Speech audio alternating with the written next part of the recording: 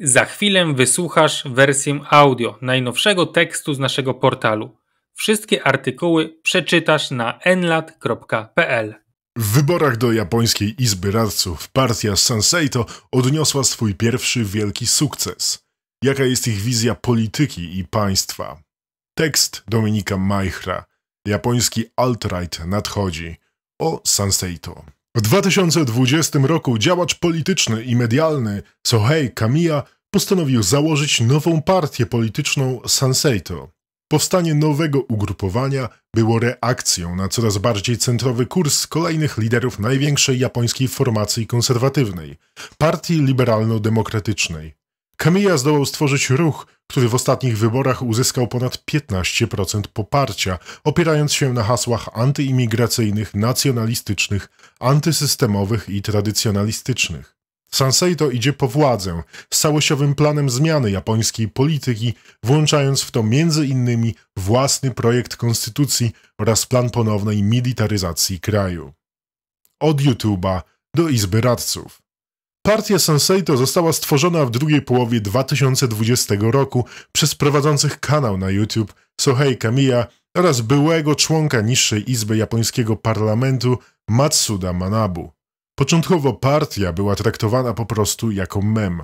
Kanał prowadzony przez obu polityków propagował treści nacjonalistyczne, antyimigracyjne oraz tożsamościowe, a sama partia po powstaniu skupiła się przede wszystkim na przekazie antypandemicznym. Opowiadała się przeciwko szczepionkom, polityce lockdownu oraz zakładaniu maseczek. W oparciu o tę narrację Sansei w 2022 roku odniosło swój pierwszy sukces wyborczy. Do Izby Radców, Wyższej Izby japońskiego parlamentu, dostał się lider formacji, wcześniej wspomniany Kamiya, a ugrupowanie zdobyło 3% poparcia w skali kraju. W opinii większości komentatorów politycznych partia miała po tych wyborach zniknąć ze sceny politycznej. Biorąc pod uwagę osłabienie zainteresowania tematyką pandemiczną, na której pierwszy wynik wyborczy Sansei w dużej mierze się opierał. Ponadto w japońskiej polityce zdarzało się wielokrotnie, że tworzone były małe ugrupowania znajdujące się na prawo od rządzącej od wielu lat konserwatywnej Partii Liberalno-Demokratycznej LDP, z której to wywodził się m.in. były premier Japonii Shinzo Abe, które jednak przez tę partię prędzej czy później były konsumowane.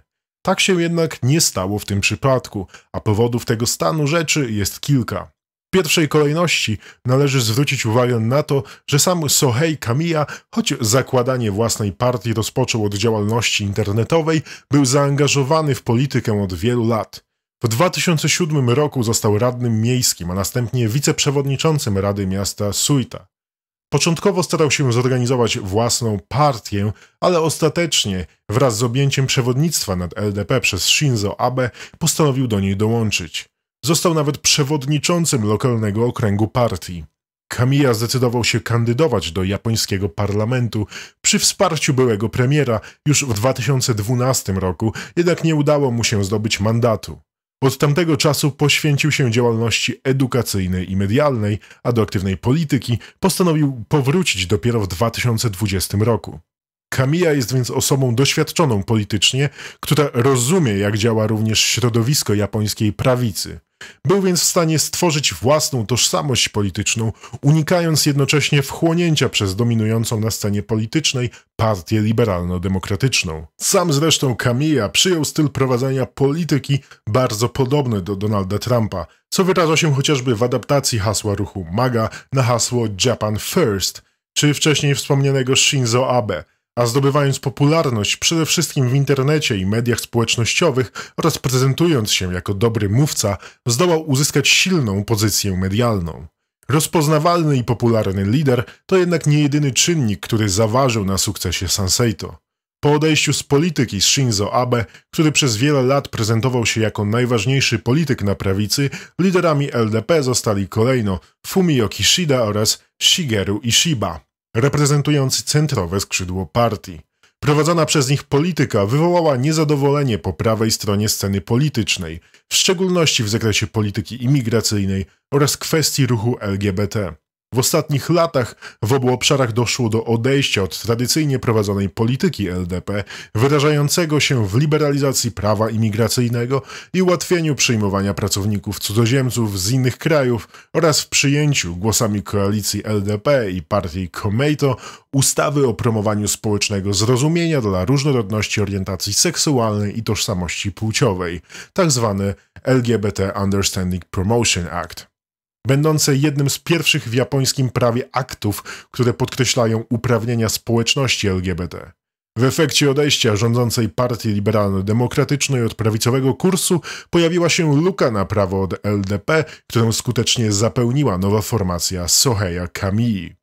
Sanseito, podobnie jak bliźniacze ruchy tożsamościowe w Europie, zyskał dużą popularność w internecie i mediach społecznościowych, trafiając przede wszystkim do młodych mężczyzn zniechęconych istniejącym w Japonii modelem polityki, którego twarzą jest rządząca od wielu lat partia liberalno-demokratyczna.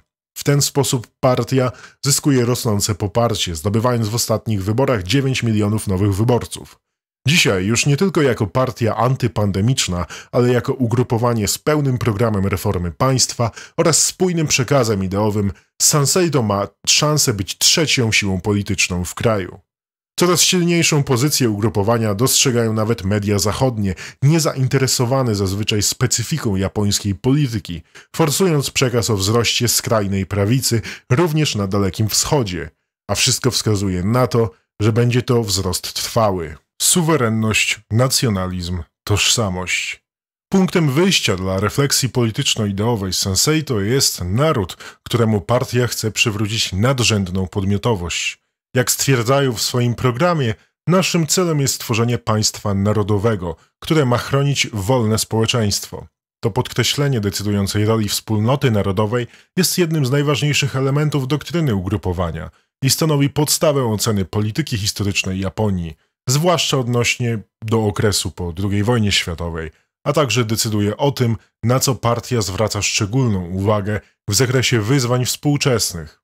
Naród japoński musi w pierwszej kolejności uzyskać pełną suwerenność polityczną, której zdaniem Sanseito nie posiada ze względu na swoją konstytucję. Zdaniem ugrupowania obecna ustawa zasadnicza cesarstwa została napisana nie przez Japończyków i niezgodnie z ich wolą, a została narzucona powojennemu społeczeństwu przez Stany Zjednoczone. Doprowadziło to z jednej strony do stworzenia dokumentu, który nie odzwierciedla prawdziwych japońskich wartości i tradycji, forsując liberalną wizję praw i wolności, a z drugiej strony doszło do narzucenia określonego porządku prawnego wolnemu narodowi. Dlatego też jednym z najważniejszych postulatów ugrupowania jest uchwalenie całkowicie nowej konstytucji dla Japonii, która, jak stwierdzają przedstawiciele Sanseito w swoim programie, powinna w pełni odzwierciedlać duchowe fundamenty narodu japońskiego, w tym jego historię, kulturę, poglądy na rodzinę i naturę. Będąc konsekwentnym w swoim wezwaniu do całkowitej reformy politycznej, Sanseito przedstawiło własny projekt konstytucji, który ich zdaniem bardziej odzwierciedla rzeczywisty charakter narodu japońskiego. Nowy projekt podkreśla m.in. silną władzę cesarską, która nie tylko zostaje podkreślona jako święta, ale także ma zostać wyposażona w realny wpływ na sprawowanie władzy politycznej poprzez zatwierdzanie niektórych spraw państwowych. Co więcej, sam artykuł 1 nowej konstytucji mówiący, że Japonia jest narodem rządzonym przez cesarza, może być wprost odczytywany jako zerwanie z zasadą suwerenności narodu i przekazanie części tej suwerenności cesarzowi. Projekt konstytucji odrzuca liberalną wizję praw i wolności poprzez odejście od szeregu regulacji przewidzianych w dotychczasowej ustawie zasadniczej. Usunięciu uległy m.in. artykuły gwarantujące np. równość wobec prawa, wolność słowa oraz wolność zgromadzeń. Projekt podkreśla za to wyjątkowy charakter obywatelstwa japońskiego i wprowadza surowe regulacje w odniesieniu do pozycji cudzoziemców, stwierdzając m.in., że państwo ma suwerenne prawo do swobodnego określania warunków wjazdu i pobytu cudzoziemców. Przewidziane w projekcie konstytucji przepisy jednoznacznie mają na celu ograniczyć możliwość otwarcia granic dla imigracji i zachować kulturową jedność narodu. Sprzeciw wobec zachodniej wizji praw człowieka i wolności ma aspekt nie tylko polityczny, ale także ideowy. Jak bowiem stwierdził Sohei Kamiya, prawa jednostki to nic innego jak prywatne interesy. Ograniczenie ich ma na celu zabezpieczenie dobra wspólnoty narodowej jako całości. Prymat narodu wyraża się w podkreśleniu jego samowystarczalności i jednolitości. Sanseito opowiada się za restrykcyjną polityką imigracyjną, która nie wyklucza całkowicie przyjmowania pracowników z zagranicy, ale poddaje ten proces ścisłej kontroli, uwzględniającej zachowanie tożsamości narodu gospodarzy. Dlatego też partia postuluje m.in. stworzenie specjalnej agencji do spraw polityki wobec cudzoziemców, czy opowiada się za zaostrzeniem przepisów dotyczących nabycia japońskiej ziemi przez osoby z zagranicy. Samowystarczalność ma też charakter ekonomiczny. Sanseito postuluje na przykład osiągnięcie samodzielności Japonii w obszarze produkcji żywności oraz prowadzenie protekcjonistycznej polityki handlowej. Japonia na pierwszym miejscu. Podmiotowość wspólnoty narodowej ograniczana jest również przez czynniki zewnętrzne. Dlatego też Sanseito często podkreśla swój sprzeciw wobec globalizmu. Sprzeciw ten wyraża się w aspekcie polityki zagranicznej, gdzie ugrupowanie sprzeciwia się przyjęciu tzw. traktatu pandemicznego w WHO, czy popiera ekspansję kulturową i gospodarczą państwa. Nie mniej ważny jest jednak obszar wewnętrzny, gdzie opór wobec globalistycznego kosmopolityzmu przedkłada się na odbudowę wychowania narodowego w edukacji. Zdaniem Sanseito obecny system edukacyjny w Japonii bardzo mało uczy o historii, tożsamości i tradycji japońskiej, nie zachęcając młodych obywateli do wzmacniania swojej więzi z tradycyjną kulturą czy wartościami, co nie buduje przede wszystkim poczucia miłości do własnej ojczyzny. Jak stwierdza ugrupowanie, zwiększymy możliwości edukacji szkolnej w zakresie poznawania mitologii, historii powstawania Japonii i życia naszych przodków, kładąc nacisk nie tylko na zdobywanie wiedzy, ale także na rozwój duchowy i kształtowanie tożsamości. Podkreślenie jednolitości kulturowej, suwerenności politycznej zostaje złączone z ochroną tradycyjnych japońskich wartości rodzinnych. Dlatego też Sanseito sprzeciwia się tzw. małżeństwom osób tej samej płci, zmianom w nadawaniu nazwisk w małżeństwach, prezentowaniu tzw. teorii gender w szkołach czy ideologicznemu ustawodawstwu, opowiadając się przeciw zachodniemu, liberalnemu sposobowi rozumienia rodziny i społeczeństwa. Opisywanie ideowo-politycznego dekalogu Sanseito warto zakończyć niezwykle ważną dla japońskiego społeczeństwa kwestią, jaką jest militaryzm. W obecnie obowiązującej japońskiej konstytucji w artykule 9 Japończycy wyrzekają się wojny, a w konsekwencji wyrzekają się posiadania własnych sił zbrojnych, posiadając jedynie wojska samoobrony. Kwestia zmiany artykułu 9 pojawia się coraz częściej w dyskursie publicznym i bez wątpienia budzi silne emocje. W tej sprawie można powiedzieć, że wizja Sanseito stanowi pełną, zamkniętą całość. Ugrupowanie bowiem w projekcie nowej konstytucji całkowicie rezygnuje z takiej treści artykułu 9, przewidując istnienie japońskiej armii i likwidując tzw. klauzule wyrzeczenia się wojny. Pokrywa się to również z wielokrotnie podkreślaną przez przedstawicieli partii potrzebą większego zbrojenia się oraz posiadania przez cesarstwo własnej broni jądrowej.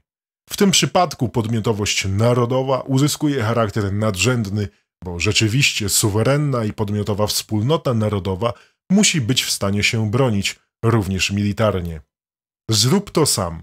Nazwę Sanseito można na język polski przetłumaczyć jako partia Zrób to sam, co wiąże się zresztą bezpośrednio z mottem ugrupowania. Skoro nie ma partii, na którą moglibyśmy zagłosować, powołamy własną.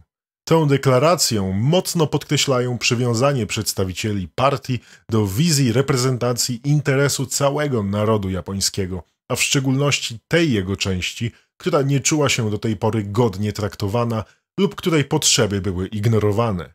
W tym i wielu innych aspektach można dostrzec pewne podobieństwa między partią a ugrupowaniami narodowo-populistycznymi w Europie, np. Alternatywą dla Niemiec czy Zjednoczeniem Narodowym.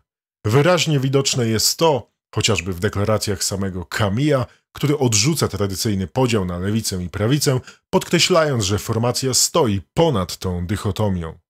Mimo pewnych elementów wspólnych, Należy jednak podkreślić, że powstanie i wzrost Senseito to swego rodzaju fenomen, który powinien budzić zaciekawienie europejskiego obserwatora. Niewykluczone jest bowiem, że w przyszłości ugrupowanie Sohei Kamiya może decydować o kształcie politycznej przyszłości Japonii, wnosząc na zupełnie nowy poziom narodowy, konserwatywny i suwerennościowy kierunek prowadzenia polityki oraz sprawowania władzy.